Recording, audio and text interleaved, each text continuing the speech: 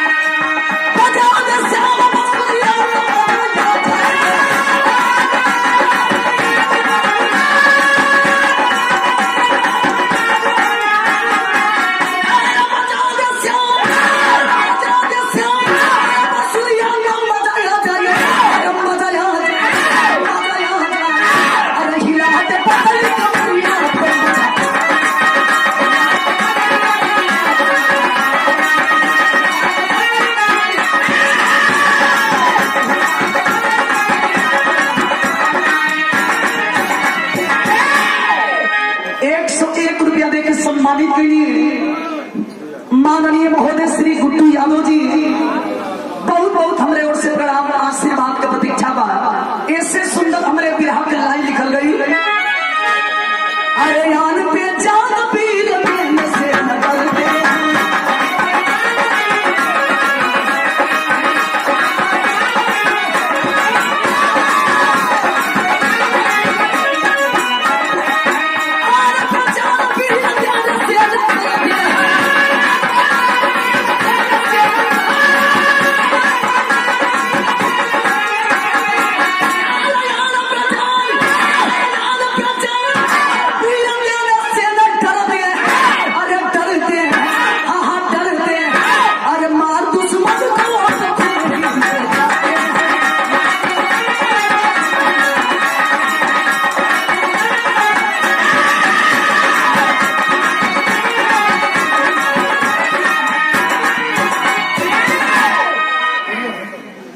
लड़ाई के मैदान में लड़ने वाले कभी मौत से डरा नहीं करते वीर उसे कहते हैं जवान मान शान और आबरू पर कुर्बान होते हैं। ये धरती पर मर्द दो किस्म के हो कैसन कैसन हो एक मर्द होवन तो सबती पर पानी में मर्यादा को मरल हो एगो ऐसा मर्द हो कि लाख जूता चप्पल चले लेकिन काला टाइट बात मर दे तो प्यार से मर लसिया लेकिन लड़ाई के मैदान में मास्टर साहब जब लड़वैया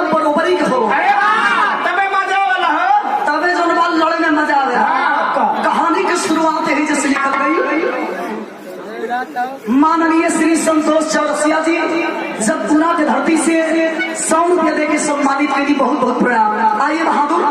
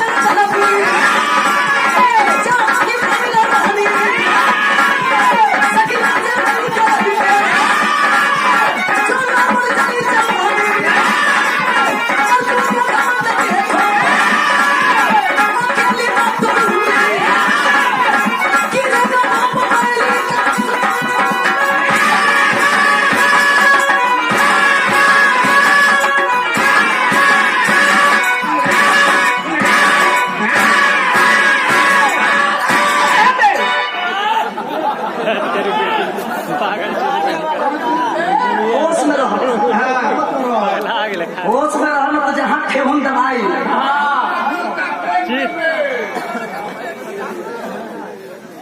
अर्जुन जी तुरंते घोड़ा छोड़ दे और जब घोड़ा भागे लगल तो पीछे पीछे पीछे पीछे पीछे पीछे टिक टिक टिक टिक करत बहुत दूर तक गई हो गई। ए भैया चारों तरफ ऐलान हो गई कि घोड़ा छोड़ल बा। अर्जुन जी ऐलान कैले बड़ो कि जे घोड़ा के पकड़ी ओकरे साथ अर्जुन लड़ाई लड़ी हो और जे लड़ाइया हार जाई ओके अर्जुन रेलिहाना रेल के मोई हो। बड़े बड़े वीर मैदान छोड़ दे हम लोग। कितना वीर खाली अर्जुन के नामवा सुने तो खड़े खड़ी पेशाब कर दे। ई रिक्शा हम डाले भैया डर से हो। विजय बहादुर यादव जी 101 रुपया देके सम्मानित कैले बनी। बहुत बहुत प्रणाम। मॉनिटर समाज खोली भैया रिटर्निंग आपका पीछे में से मिल रहा है। आका का खोलिए वो घोड़ा छूट गई। अर्जुन जी लगे पीछे पीछे भागे और घोड़ा जब पहुंचल कंचनपुर में तो वही जब रहे वाला जितना कुल मर्द हो जितना कुल पहलवान हो मैं पहलवान जितना मोची ऐसे वाला मैं जना चौहानी में घुस गई। कैसा मर्द रहलन पर्दा पाइल के हो एगो हमरे ऐसा लड़की जेकर नाम बा प्रमिला। सुनलस की महाभारत वाला अर्जुन महाभारत वाला अर्जुन के प्रतिज्ञा बा कि जे धनुष के तोड़ी करे जे घोड़ा के पकड़ी ओकरे से अर्जुन लड़ाई लड़ी हो। प्रमिला न सोचलस ना समझलस जाय के लप्पे से घोड़ा के पकड़ के लिया के चौल के बांध दिया। चना गुड़ डाल दिहला। जाना गुड़ काहे खटी हो घोड़ा चने खावा सब लिया के चौल के बांध दिलस। ते तोड़त अर्जुन जी चल अरे वाह। प्रमिला दूर से अर्जुन के देख के कहलस है अर्जुन तनी संभल जा। तोहरा घोड़ा के कोनो मर्द ना तोहरा घोड़ा के कोनो पहलवान ना तोहरा घोड़ा के हम पकड़ ले बनी। लड़ाई हुई तो हमारे साथ लड़ाई हुई और समझा दो कि महाभारत की लड़ाई का जीत गई नहीं अपने आप के वीर बनेला। तो आज महाभारत की लड़ाई इस महाभारत की लड़ाई ना हुई आज लड़ाई हुई पार की लड़ाई हुई। लड़ाइया में जितना घोड़ा ले जाई है ना तो निहुराई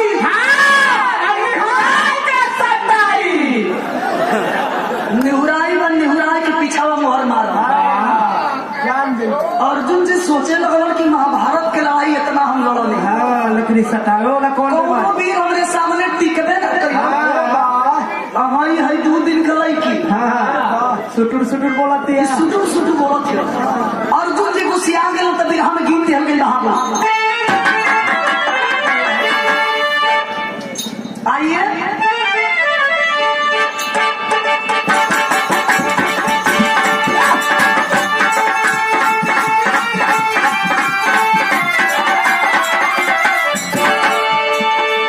कभी कभी मास्टर साहब पुरान चीज बड़ा मजा देला। जैसे में चाचा दादा लोग पहले के जमाना में पतोक दे कि पुरान चाउर होला। पुरान में हजारों होखे इनके ना कहला मत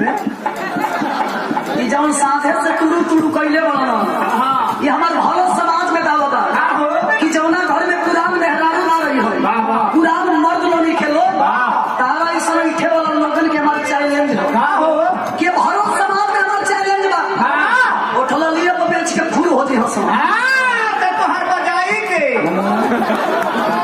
बड़ा एहसान करल है एक पैसा ले लो पैसा देलू बाबू तो टाइम टाइम से बजवावल करा। इनके ऐसा मन ढीठ लड़का लड़की के देख के कहो माननीय राजकुमार जी और माननीय श्री अब कुशवाहा जी आप जहाँ करीब हो आप घर चले जाए माननीय श्री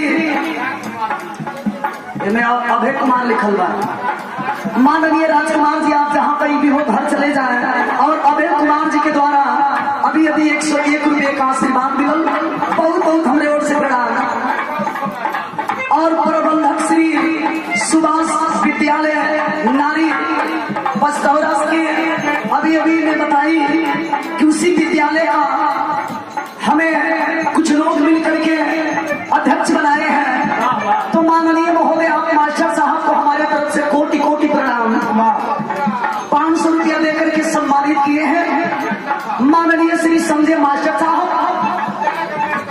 जिस विद्यालय का मैं अध्यक्ष हूँ वो लड़का लड़किया से कॉलेज मास्टर साहब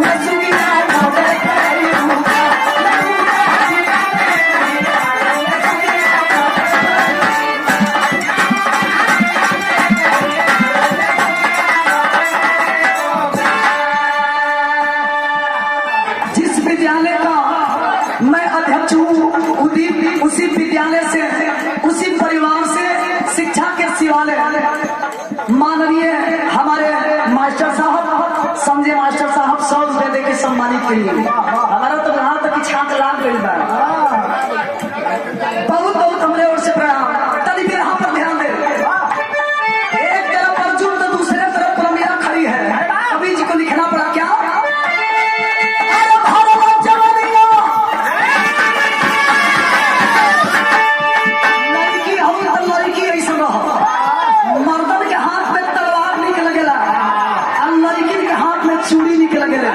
लेकिन प्रमिला फिर भी पीछे नहीं हट रही है तो कवि जी लिखते हैं क्या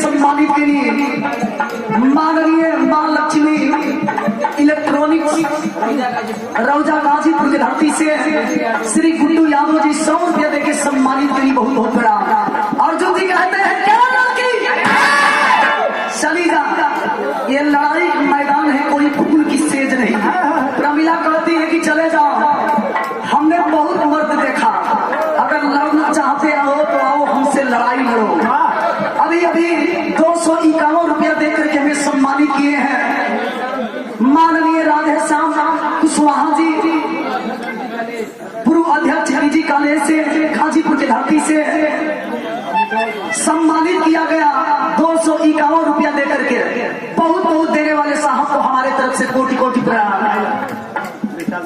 और विशाल दुर्गा पूजा समिति तू बोला ना तू संरक्षक महोदय माननीय राजेश गुप्ता जी जिनके द्वारा अभी अभी 201 रुपए का आशीर्वाद और समर्थक में आप माननीय बीटू कुशवाहा जी अध्यक्ष पद के आप प्रत्याशी बने पीजी कॉलेज गाजीपुर से बहुत बहुत आपके प्रणाम। भाई देखा भाई का क्षेत्र नहीं भूल के से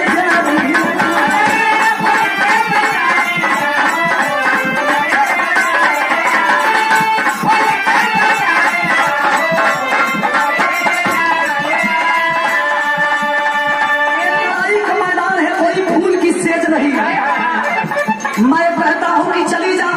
औरतों के हाथ में चूड़ियां अच्छी लगती है लेकिन प्रमिला मानने के लिए तैयार नहीं। तब कवि जी लिखते हैं अरे चली जा भवाना चाहिए चुनरी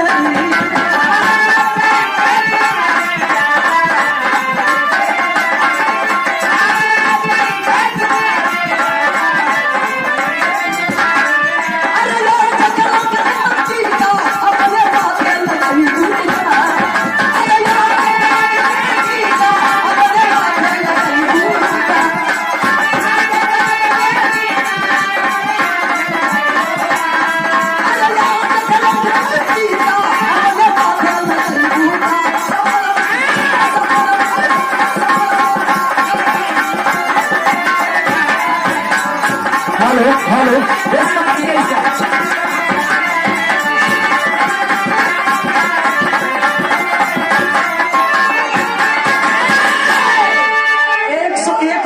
सम्मानित के लिए माननीय महोदय श्री वीरेंद्र यादव जी सिपाही जी कोतवाली से बहुत बहुत हमारे ओर से प्रणाम। प्रमिला अर्जुन जी के बतिया सुन लिए बाबू दिल में बड़ा कष्ट हुई। अर्जुन जी अपने आप के वीर समझा हो। प्रमिला कहती है कि लड़ना है तो आइए हमसे लड़ाई लड़ी। मेरा चैलेंज है लड़ाई में जीतिएगा घोड़ा ले जाइएगा आना तो जैसे तोरे घोड़ावा के निहुरौले बने तोहरों की निहुराई बन निहुराई के पीछावा से समझ गए अर्जुन जी की मानी ना। तब अर्जुन जी मन ही मन कैलन का मास्टर साहब गीत बदल गए।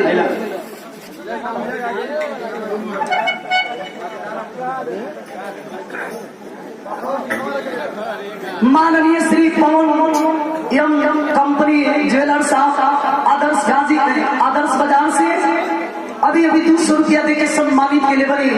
बहुत बहुत हमारे ओर से आपके चरण छू के प्रणाम। विराट गीत बदल गए बाबू।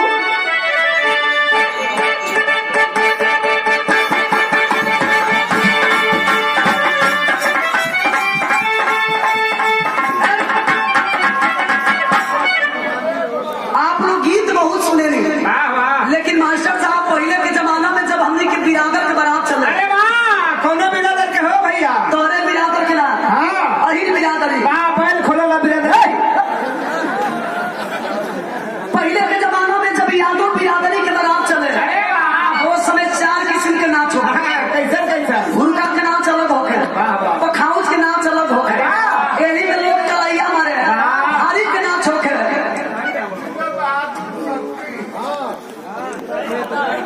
विजय बहादुर शक्ति जी 50 रुपया देके सम्मानित के लिए बने।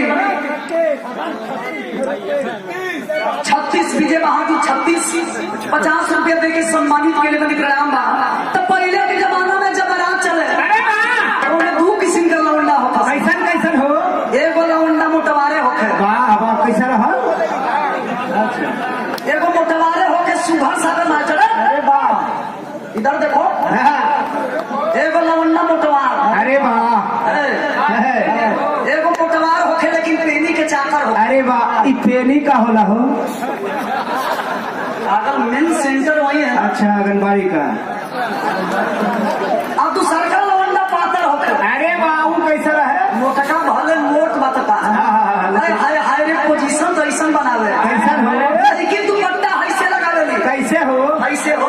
अच्छा अरे वाह ऐसे तू पट्टा लड़की लगावे ली। अब मोटका सामने तू पट्टा लगा ली। जियो पहलवान सामने तू पट्टा लगा के दोनों हाथ में झाम ले ली।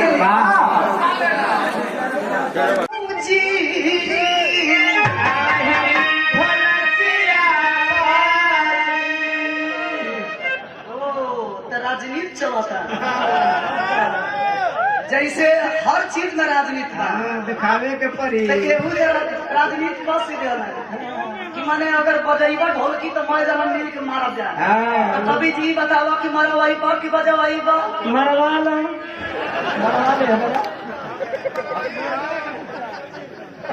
जा बेचारा पाक खजुआवा कर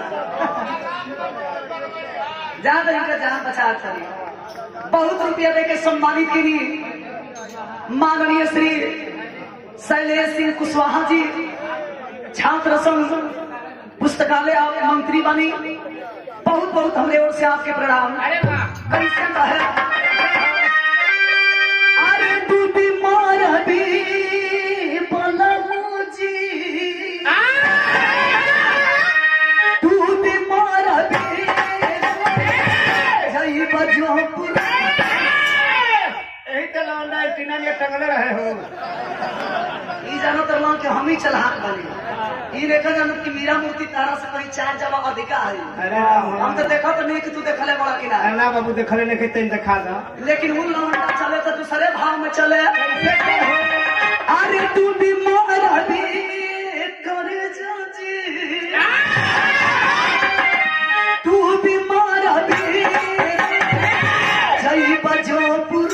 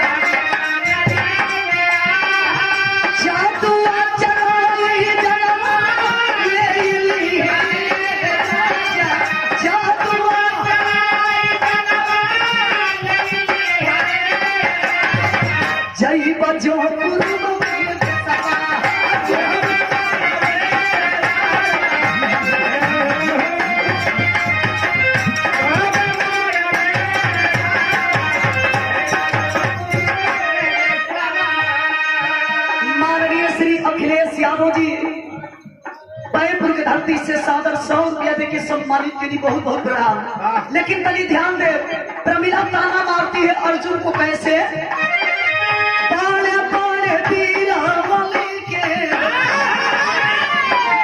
पाड़े पाड़े वीरावली के अभी बड़ा समय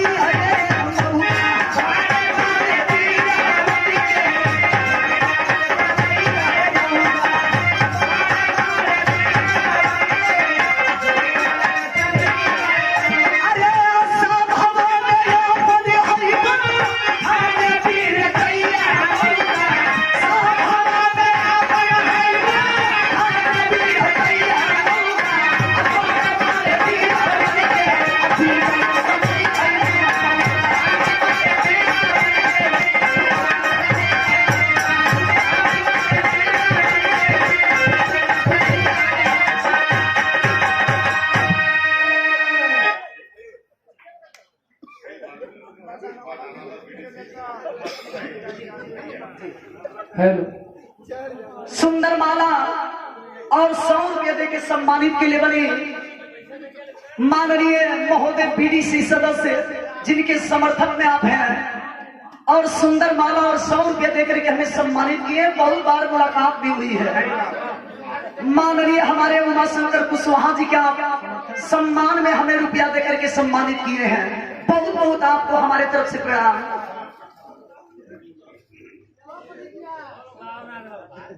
और विशाल दुर्गा पूजा समिति की तरफ से माननीय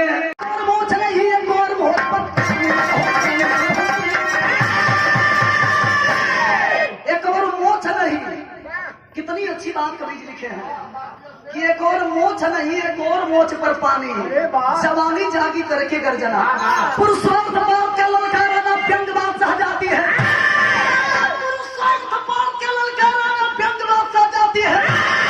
छोटा मुंह लेकर बड़ी बात औरत क्या कह जाती है, नारी को मारना पाप मगर घनश्याम इसे मैं मारूं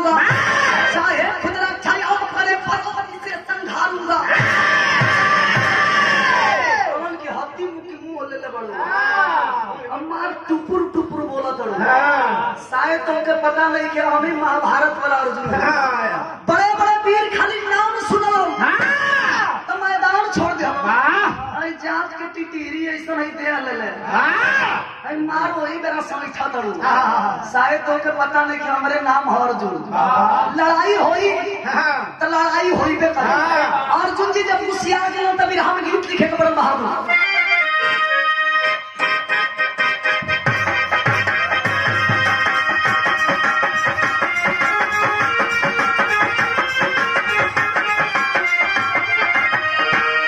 मास्टर साहब कोनो मेहरारू के जोन बा देह में परिवर्तन हो गई। देह में परिवर्तन का हो रहा हो? देह पियराए लगा। पीलिया हो गई का करा? पैर भारी हो गई। पैरों में घाव हो गई। माननीय हमारे गुरुजी नरसिंह गुरुजी के सुपुत्र श्री सुदामा कुशवाहा जी 100 रुपया दे के सम्मानित के लिए बहुत बहुत प्रणाम। देह पियरा गई यह देख के ननदी से रही न गई तुरंत फोन कई और वही फोन में अपने भैया से कहले रहा का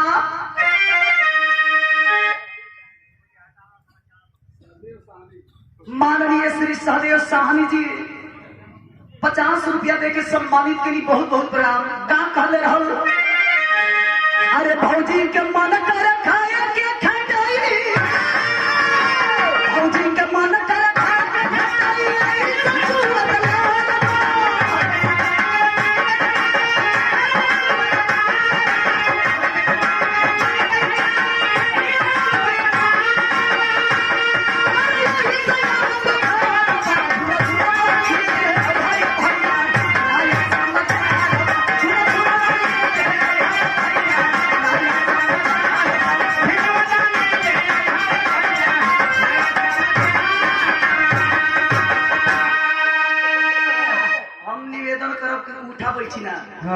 बैठा रही प्लीज। मात्र 500 मिनट का हमार गीत बा धुन से बढ़िया भाव लिहल गई। कवि जी कितनी अच्छी बात लिखे हैं जरा ध्यान देंगे। अरे महाभारत के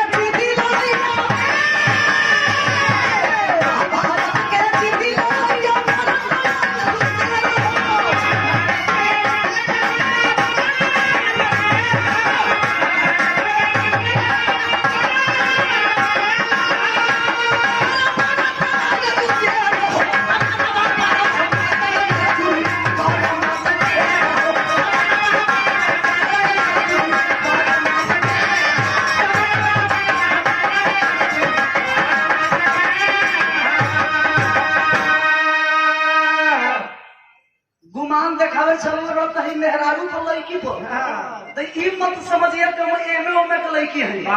लड़ाई होई तो होइबे करी। चाहे लड़ाई के मैदान में हम जियो चाहे मरो। आओ हाथ में धनुष बाण उठाओ वार करो मेरे ऊपर। इतना बात सुनने में बाबू अर्जुन जी तो रह ही ना गई। लड़का पीजी कॉलेज गाजीपुर की धरती से अध्यक्ष पद चुने माननीय श्री पिंटू कुशवाहा जी, क्षमा करेंगे पिंटू कुशवाहा जी 200 रुपया देके सम्मानित के लिए बड़ी बहुत बहुत प्रणाम।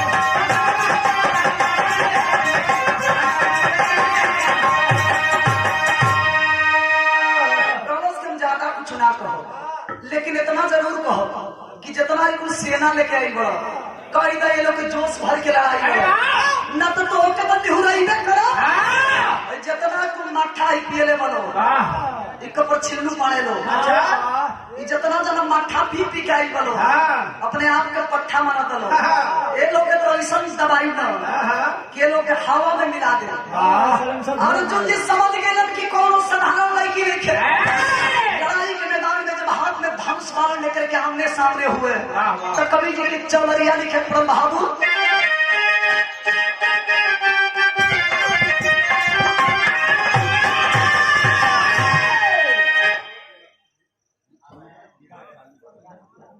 मास्टर तो के रोज समझाइला कि मीरा मूर्ति के चढ़े उतरे वाली आदत नहीं अरे है। वाह पहला नंबर तो मीरा जल्दी चढ़ेली ना। हाँ अब मीरा चढ़ेली तो मीरा के उतरे का आदत नहीं है। हाँ तो का करूं मछलवा के जान ले बुका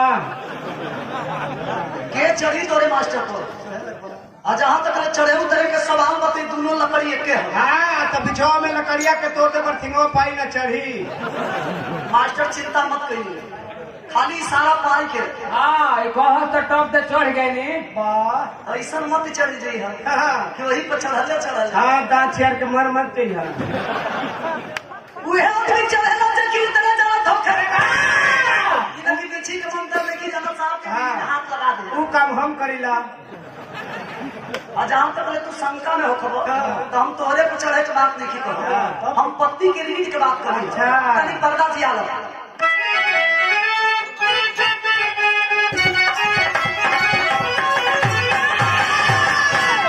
अरे बारी उमर कमर लचकनियों।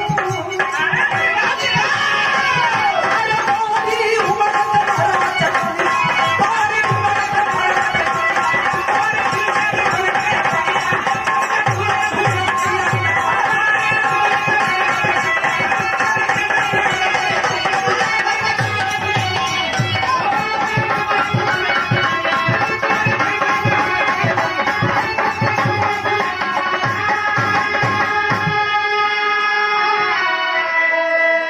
पीजी कॉलेज गाजीपुर के अध्यक्ष पद चुने आप माननीय श्री बिट्टू कुशवाहा जी, आपके द्वारा रुपया का आशीर्वाद मिला, बहुत बहुत हमरे ओर से प्रणाम।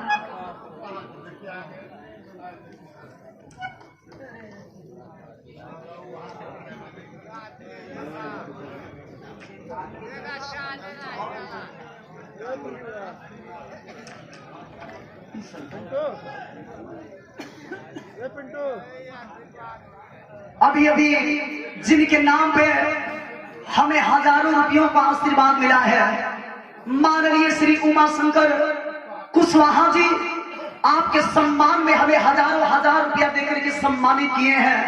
माननीय महोदय, आपके चरणों में हमारे तरफ से प्रणाम। और बगल में जो खड़े हैं माननीय अध्यक्ष पद हेतु श्री बिट्टू कुशवाहा जी, आपको भी हमारे तरफ से प्रणाम। माता रानी जिंदगी के हर मोड़ पर सफलता दे। बिरहा में अंदर भाव ढेर के बहादुर। अरे लखिया लाल लाल कर कुंती,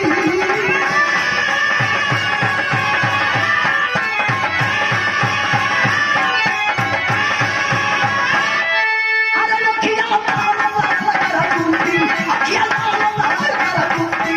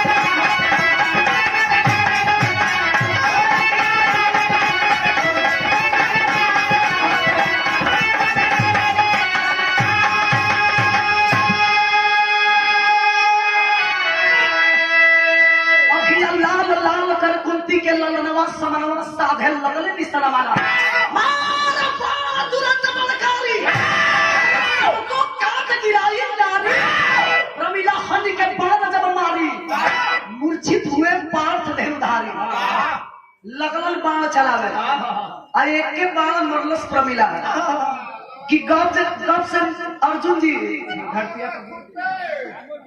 सुते ना जमीनिया पर गिर गेलो।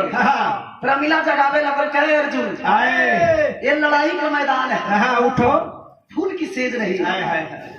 आप तो अपने आप को भी समझते थे ना, ये लड़ाई का मैदान है, अब लड़ो हमसे। अर्जुन जी का मूर्छा मूर्छा छूटते नहीं हाँ कलश की ला है लाहे लोटा में पानी में मुंह धोला मुंह धोला आई नाश्ता में एडवांस में आई है पकौड़ा अर्जुन जी का मूर्छा नहीं खे टूटल 5 मिनट वेट करती है प्रमिला और जब अर्जुन जी के मूर्छा टूटल तो देखलन कि निहत्था बनी कैलन का मास्टर साहब अल्लाह के लाइन दिया गई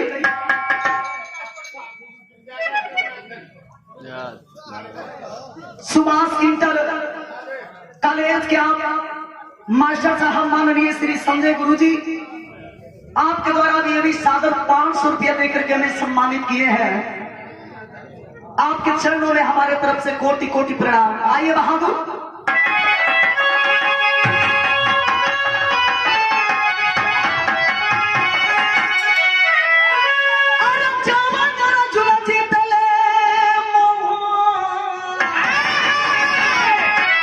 भारत की लड़ैया अरे कर द्रोणाचार्य ऐसा भी नमन के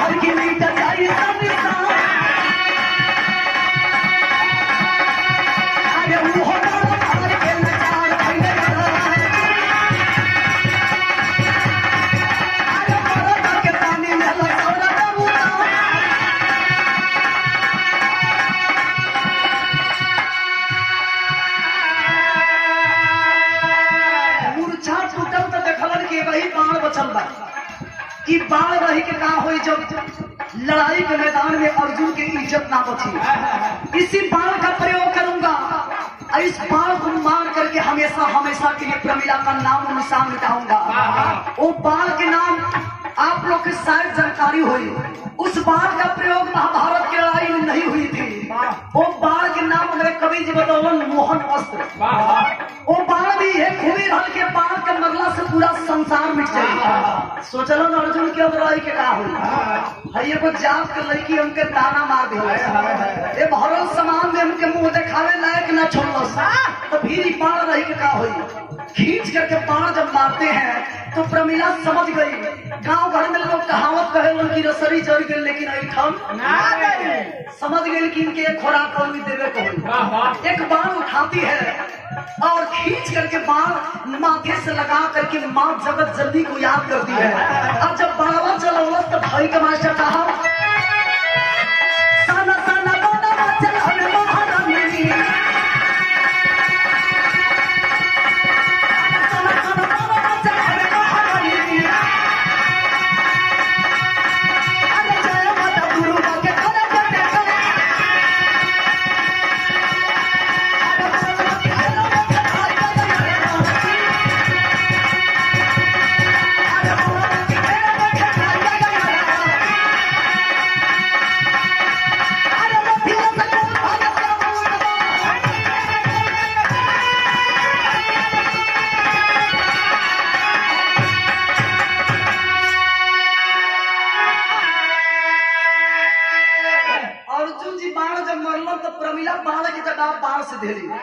बड़ावा लड़ी के तुरंते जनबा खंडित होकर जमीन पर गिर गई।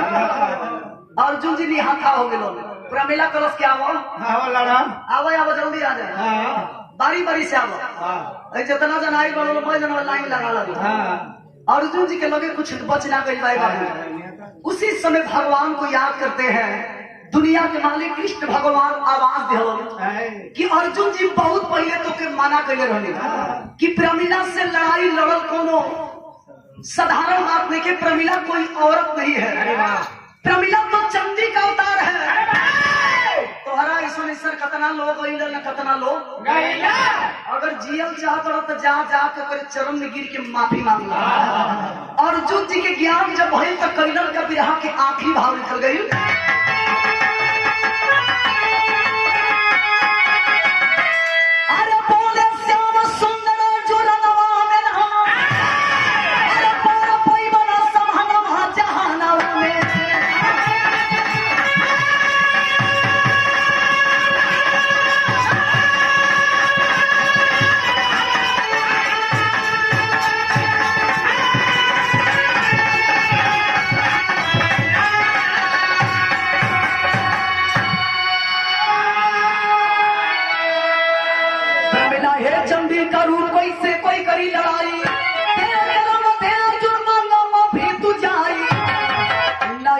चली जाइए परनवा जहां में।